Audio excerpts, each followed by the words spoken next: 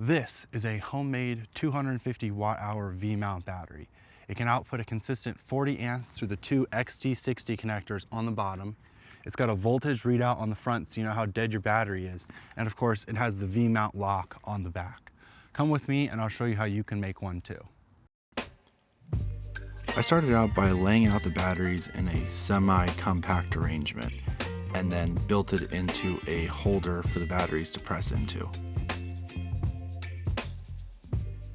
From there, I knew I wanted to use bolts to compress both the front and back together and the sides together, holding it into one uniform piece. So I made these top parts that have bolts that go into them and screw into them and allow the front and the back to pull in together. And then the sides just have these plates which screw on and cover all the electrical components. It's worth noting I made some changes to this design later, but I didn't record those. This is the complete assembly of all 9 pieces, which takes about 25 hours to print all of them per battery. I started out by printing out these battery holders, which are labeled 1 and 2. These are Samsung 32E batteries, which I got from Battery Hookup. And I'm just cleaning up the holders a little bit because my prints suffer from chronic elephant foot.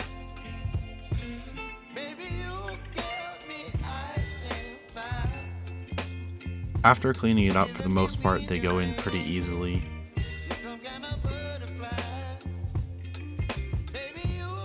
In some cases, they were actually a little bit too loose,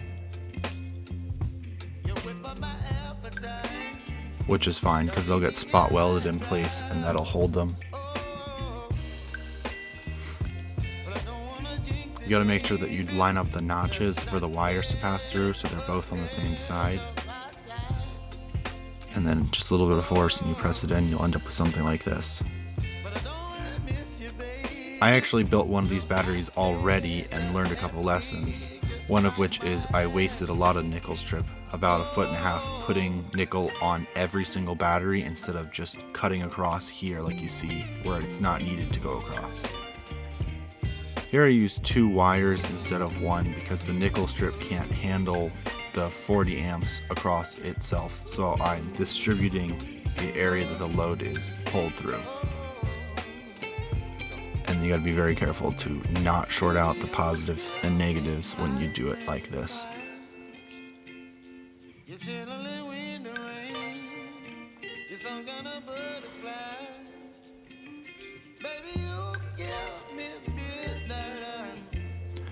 And now here I'm putting on the positive wire so it gets a little bit more dangerous and you gotta be careful. I didn't actually have any shorts during this. Now I'm attaching the balance leads. I try and solder in between the cells so as little heat gets transferred to the cells as possible. I've read that the capacity can be hurt if you heat the cells up too much like you do with soldering.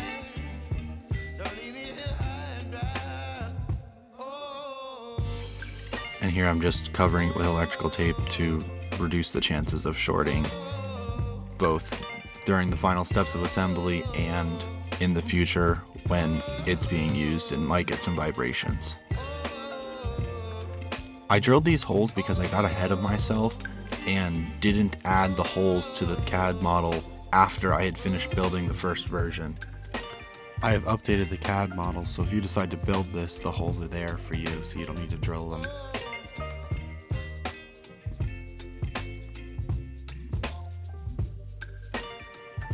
And then I'm just feeding them through the front plate again. The position of the red and black wires in this case is important because it will connect to the BMS directly. The black one actually just goes up and solders right on. And here's the 4S 40 amp BMS with the heatsink. You can buy this with and without the heatsink, but I chose to buy it with the heatsink just because it was like $2 more. And you can see I'm soldering on the black wires directly, so they just go right out and on. And this is me figuring out which wire goes where.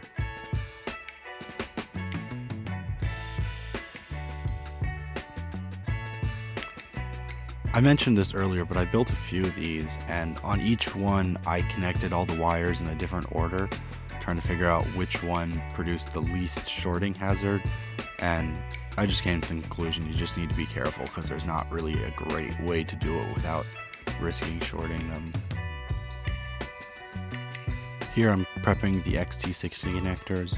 One of them just gets a ground and a positive wire connected to it, but the other one gets an added wire on it, and this is to connect to the voltmeter just to make it a little bit simpler. And the positive and negative wires are about 4 inches long here, but I think they really need to be about 3 inches long, and they are 16 gauge wires. This is the button that's used to complete the circuit and connect the voltmeter to the battery just to give you a readout. I didn't want it to be on all the time, so I used this little button. I had plenty of them laying around. And just pressing the voltmeter. It's a pretty tight fit, but you can get it in.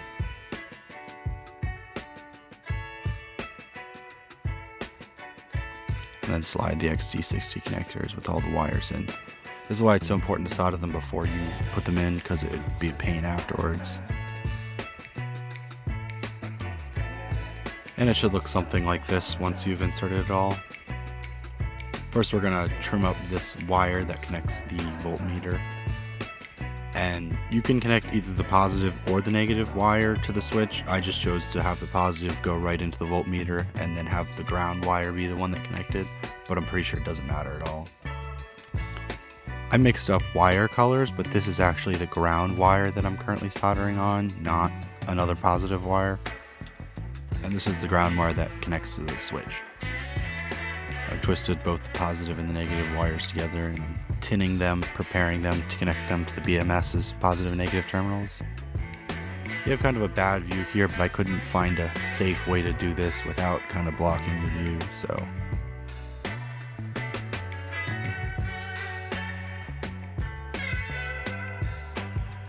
And then you're ready to close the whole battery up. Make sure no wires look like they're about to start shorting. Test the voltmeter. I actually use a drill to put these screws in, and there's 2 reasons for that.